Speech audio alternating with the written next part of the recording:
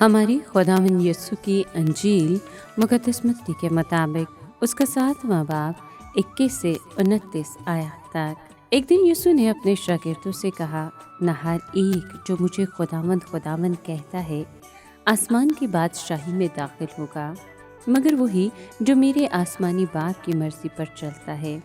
اس دن بتیرے مجھ سے کہیں گے، اے خداوند، کیا ہم نے تیرے نام سے نبوت نہیں کی اور تیرے نام سے بدروحوں کو نہیں نکالا اور تیرے نام سے بہت سے معجزات نہیں کیے؟ تب میں ان سے صاف کہوں گا کہ میری تم سے کبھی واقفیت نہ تھی۔ اے بدکارو، میرے سامنے سے چلے جاؤ۔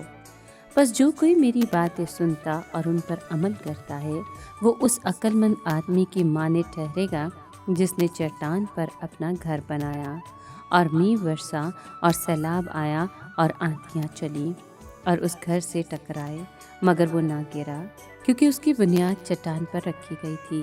لیکن جو کوئی میری یہ باتیں سنتا ہے اور ان پر عمل نہیں کرتا، وہ اس بے وقوف آدمی کی مانند ٹھہرے گا جس نے اپنا گھر ریت پر بنایا، اور میںہ برسا اور سیلاب آیا اور آندھیاں چلیں اور اس گھر کو صدمہ پہنچایا، اور وہ گر پڑا اور اس کا گرنا ہولناک ہوا۔ اور ایسا ہوا کہ جب یسوع یہ باتیں ختم کر چکا تو ہجوم اس کی تعلیم سے حیران ہوا، کیونکہ وہ ان کے فقیوں کی طرح نہیں بلکہ صاحب اختیار کی طرح انہیں تعلیم دیتا تھا۔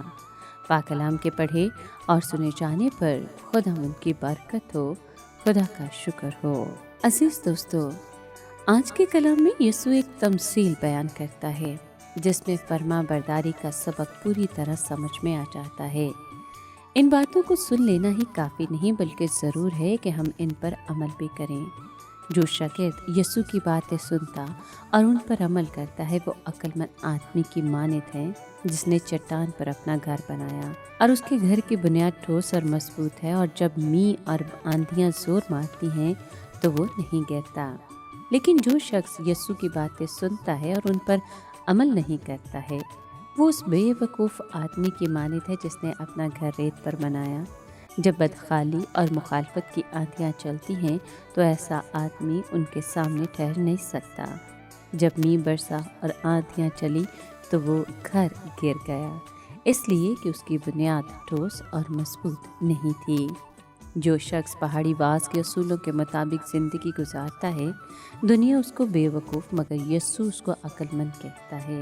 دنیا اس شخص کو عقل مند گردانتی ہے جو آنکھوں دیکھے کے مطابق زندگی گزارتا ہے، جو صرف آج کے لیے اور صرف اپنی ذات کے لیے جیتا ہے۔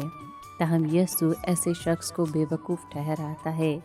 انجیل کے پیغام کی وضاحت اور تشریح کے لیے گھر بنانے والے عقل مند اور بے وقوف آدمی کی مثال دینا بالکل موزوں اور مناسب ہے۔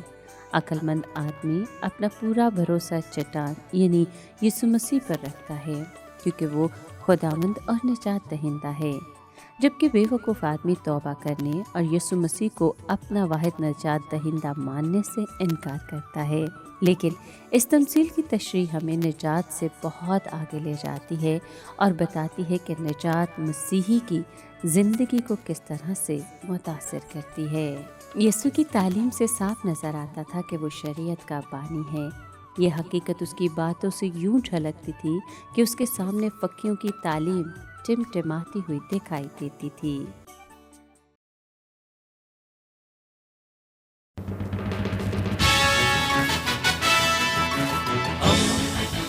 دوستی کا پیمبر، ریڈیو ویریتاس ایشیا۔